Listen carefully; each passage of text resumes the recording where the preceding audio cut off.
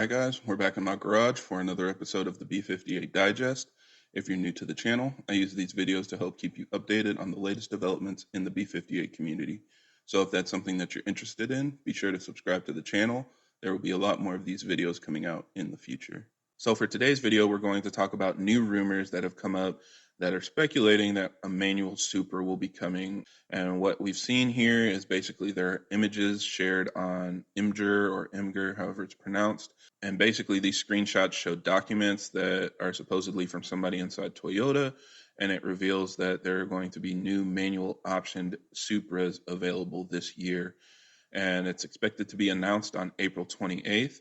And then actually go release for production in October. Now, a lot of people are curious why this hasn't happened yet, and I think the biggest thing is it has an extremely low take rate, especially like in my car. I have a manual in my 440i, and it had about a 2% take rate, I believe, and so people just weren't really buying them. More people buy the automatics than the manuals, and if they're going to put this in the Supra, it needs to make financial sense.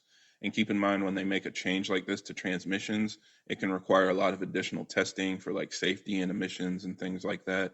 So just because it might not cost that much more to put a product in there, they still need to be able to make sure that they're going to profit on top of all of the costs that they have to pay for that testing, all of the changes that they need to make to their manufacturing and their supply chain. And there are just a lot of different levels that feed into that they need to account for if they're going to sell this as an option. But obviously people want it. European Auto Group out in Texas were one of the first people to retrofit one, and they basically made it fit with a BMW manual transmission. It worked just fine. They had no issues. They were able to tune the car and make everything work as if it came from the factory. There are also some other reasons why it makes sense for them to do this now, simply because the vehicle is a very low volume car, especially for Toyota, where all of their other trucks and SUVs are selling hundreds of thousands of units a year. A car like the Supra begins to drop off very quickly after launch. So basically every year with the Supra, they need to make some kind of change that will support maintaining the volumes. Otherwise, it'll drop off too significantly where it doesn't make sense for them to make it anymore. Also, of course, the new Z is coming out, which is, of course, a big player in this space. A lot of people see that car having 400 horsepower, rear-wheel drive, and a manual transmission, and they're basically associating that with the real JDM car to have. So it makes sense that Toyota would make a change to try to compete with it so that the Z doesn't take away from their sales. Now, at this time, it seems like it's only going to be available for the 6-cylinder models, so people that are buying them with the B58 will most likely be stuck with the automatic transmission. And they also are going to be releasing a special edition with the manual. And so it's going to come with matte white paint, a tan interior, and a couple badges on the inside, and potentially maybe a little bit more power.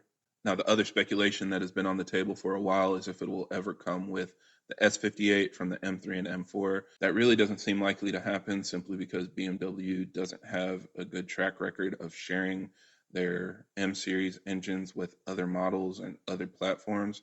So I don't really expect that to happen. If it did, it would probably be like literally the last 1 to 2 years of production just to help support getting more Supras out the door. Time will tell, but I definitely think that's highly unlikely. So yeah, hopefully we see this actually happen. April 28th is the day that we're waiting on.